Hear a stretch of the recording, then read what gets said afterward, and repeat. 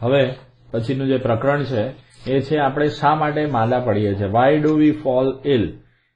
તો આ પ્રકરણની અંદર આવતા જે મહત્વના મુદ્દા છે એ આ પ્રમાણે છે. સૌથી પહેલા પ્રસ્તાવના, ત્યારબાદ સ્વાસ્થ્ય અને તેની નિષ્ફળતા, સ્વાસ્થ્ય માટે વ્યક્તિગત અને સામૂહિક પ્રશ્નો, સ્વાસ્થ્ય અને રોગ મુક્ત વચ્ચેનો ભેદ, એટલે સ્વાસ્થ્ય કોને કહેવાય અને સ્વસ્થ કોને કહેવાય અને રોગ મુક્ત કોને કહેવાય, એ બંને વચ્ચે શું તફાવત છે, રોગ અને તેના કારણો, ચેપી રોગો કયા કયા છે અને મનુષ્યમાં જોવા મળતા રોગ, આ વિશે આપણે માહિતી મેળવીશું.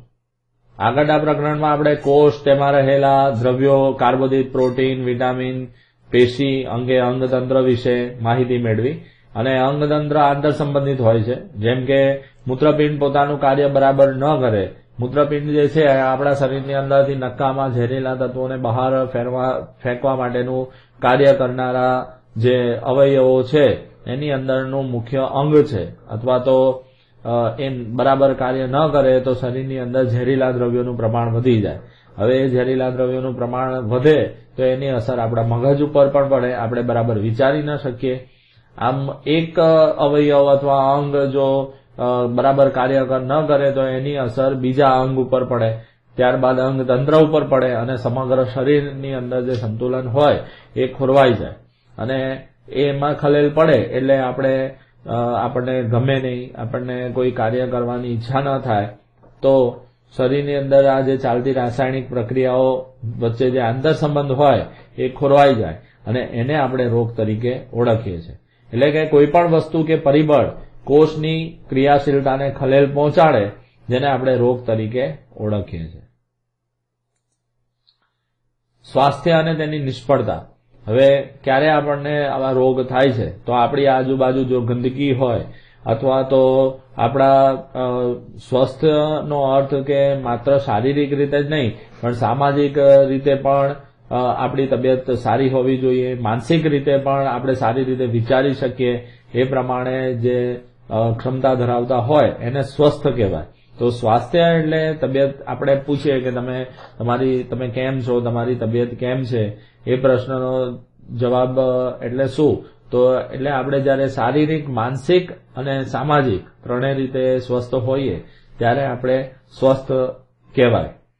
ક્યારેક આપણી તબિયત બગડી જાય, કેટલાક વિદ્યાર્થીઓને પરીક્ષા નજીક આવે ત્યારે તબિયત બગડી જાય છે, ત્યારે આપણે આજે મારું સ્વાસ્થ્ય ઠીક નથી એમ કહીએ છીએ. આમ સારું સ્વાસ્થ્ય એટલે શારીરિક, માનસિક અને સામાજિક રીતે સ્વસ્થ સ્થિતિ. માત્ર શારીરિક રીતે સ્વસ્થ હોય પણ જો એ યોગ્ય રીતે વિચારી ન શકે અથવા પોતાની આસપાસ સ્વચ્છતા ન જાળવી શકે અને પોતાની આજુબાજુના ભૌતિક પર્યાવરણની અંદર યોગદાન ન આપી શકે, સામાજિક રીતે ન વર્તે, બરાબર, તો એ પણ સ્વસ્થ વ્યક્તિ કહેવાય નહીં. આપણે જોયું તેમ સ્વાસ્થ્ય એટલે માત્ર શારીરિક નહીં પણ માનસિક અને સામાજિક રીતે પણ સ્વસ્થ સ્થિતિ. હવે વ્યક્તિગત અને સામૂહિક પ્રશ્નો વિશે આપણે ચર્ચા કરીએ. તો વ્યક્તિ આસપાસનું વાતાવરણ સ્વચ્છ અને સ્વસ્થ હોય તો તેનું સ્વાસ્થ્ય સારું રહે છે. તો આપણી આજુબાજુનું વાતાવરણ શુદ્ધ હોય અને સ્વચ્છ હોય તો આપણે સારી રીતે વિચારી શકીએ અને પ્રગતિ કરી શકીએ. આમ વાતાવરણ સ્વાસ્થ્ય ઉપર ઊંડી અસર પાડે છે. ભૌતિક વાતાવરણ સામાજિક વાતાવરણ ઉપર પણ અસર કરે છે. એટલે આપણે કોઈ એવી જગ્યાએ રહેતા હોય જ્યાં ગંદુ પાણી, ગટરનું પાણી સતત વહ્યા કરતું હોય તો એની દુર્ગંધથી આપણે ત્રાસી જઈએ, આપણે બરાબર વિચારી ન શકીએ, એની અસર આપણા સ્વાસ્થ્ય પર પડે છે. જેમ કે કોઈ સંસ્થા, અહીંયા ઉદાહરણ આપ્યું છે કે કચરાના નિકાલની જવાબદારી ન ઉપાડે તો શું થાય? તો શહેરની અંદર કચરાના ઢગ વળી જાય અને એ ઢગ વળી જાય તો પછી આપણે માંદા ના પડીએ. આ વ્યક્તિગત સ્વાસ્થ્ય માટે જાહેર સ્વચ્છતા પણ ખૂબ જ જરૂરી છે.